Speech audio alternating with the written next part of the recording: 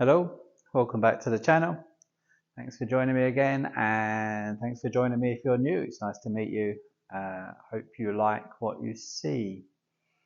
Um, this video is going to be about the comfortable seated position at the start of class. I tend to, when we start a class, I normally have like 5 to 10 minutes of mindfulness, a little bit of breath work sometimes, just checking in with the breath, checking in with the body, just bringing awareness into the present moment. And over the years, I've had people say, you always say comfortable seated position, but that is not comfortable. So when we discuss it and I say, do you da da da da da da da? Oh no, I don't. Even though I may, and I do, often suggest many different variations at the start of class. Not everybody, people get self-conscious, right? That's one of the biggest things about yoga is people get self-conscious. They get onto the mat and they start comparing to everybody else. If you've watched this series from the start, I would always say listen to your body. One of the biggest things about yoga, particularly in group classes, is forgetting anybody around you. Okay, you come for you. It's your practice for you. You didn't come to compete with anybody, you didn't come to compare with anybody, you didn't come to do anything with anybody else, okay? The only person you need to pay attention to in class is the instructor, is the teacher, is the guide that is there guiding you through the practice, okay? So, because I say, or most people sit in a comfortable cross-legged seated position, everybody seems to think, oh, they're doing it, so I've got to do it. Forget that, okay? So, so that's what we're going to do today. It's not very functional, but it is something that people seem to overlook quite a lot. I mean, so many different ways to start a class, okay?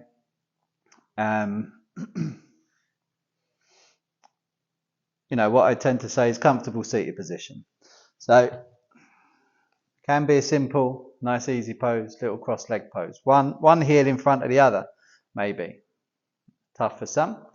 Cross-legged pose here. I find the knees a little bit higher. Tend to find the back rounding a little bit here. If you see from that side angle, tend to see the back rounding a little bit here. What we do see quite a lot, tight hips, tight hamstrings, knees lift up, really getting into a rounding back. Obviously, this is not going to be comfortable to sit in for 5-10 minutes.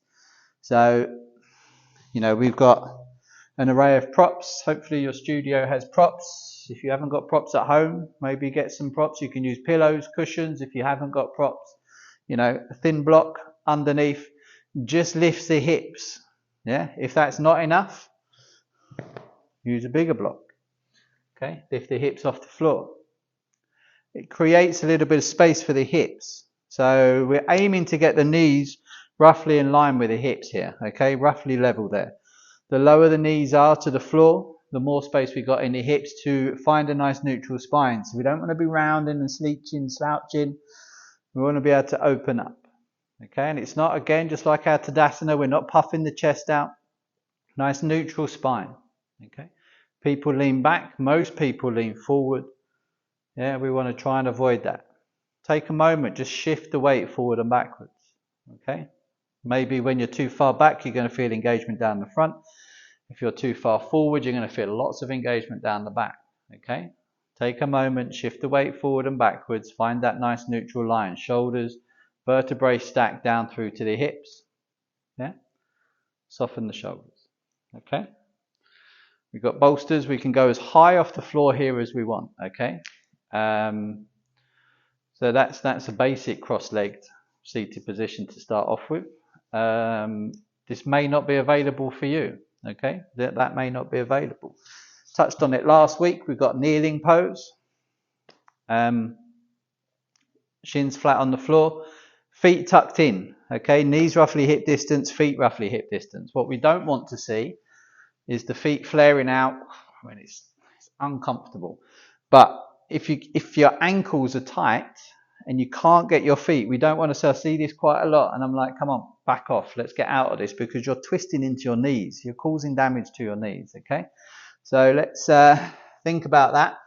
If you struggle with this arch, if you're here, I mean, we've got a few options, loads of options, in fact. We can roll up a mat, yeah?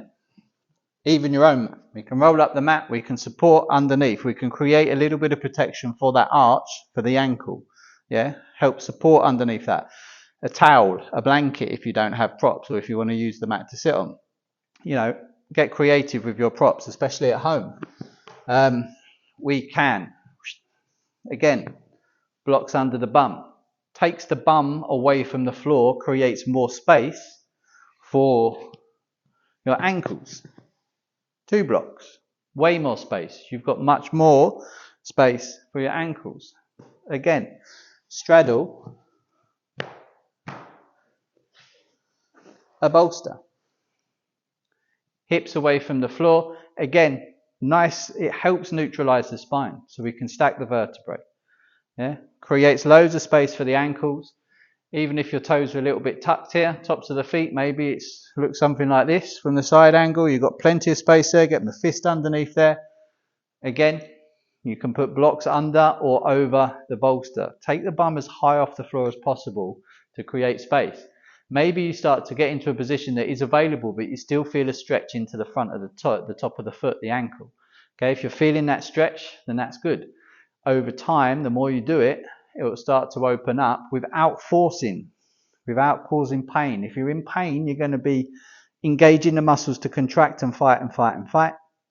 So just creating enough space for it, but you can still feel the stretch and open up into the stretch is going to be ideal.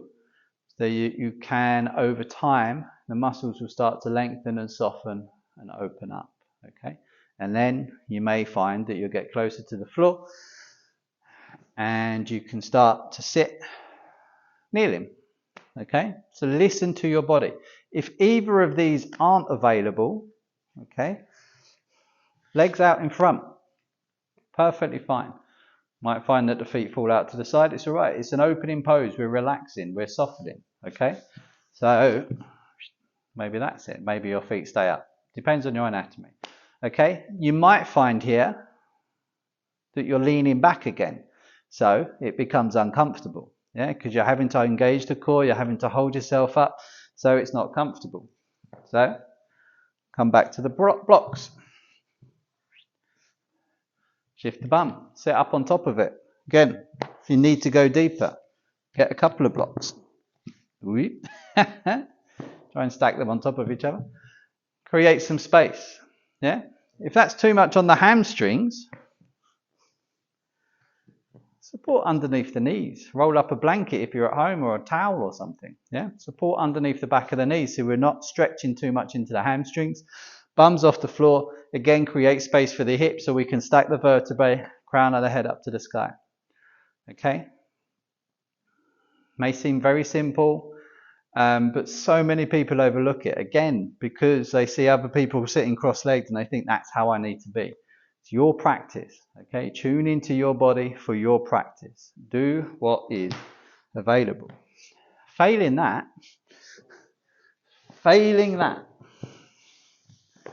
that is still too much.